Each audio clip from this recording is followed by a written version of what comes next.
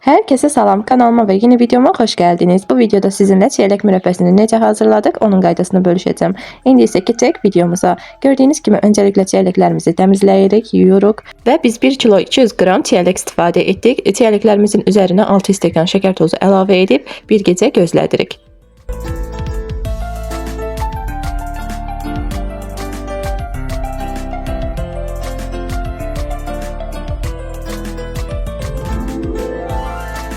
Çeyrəklərimizi bir gecə gözlətdikdən sonra səhəri gün bişiririk.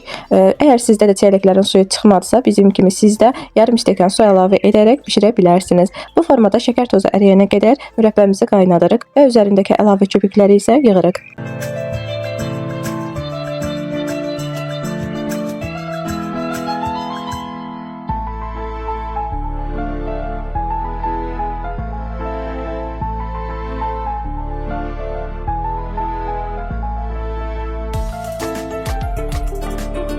Mürəbbəmizi bir dəfə şəkər tozu əriyənə qədər qaynadırıq. Daha sonra isə tam soyuyana qədər gözlədirik. Soyduqdan sonra ikinci dəfə də qaynadırıq. Gördüyünüz kimi pişməyə doğru gedir. Tam pişdikdən sonra gördüyünüz kimi ortasında köpüşkənlər əmələ gələcək və bu köpüklər əmələ gəldikdə deməli artıq mürəbbəmiz hazırdır.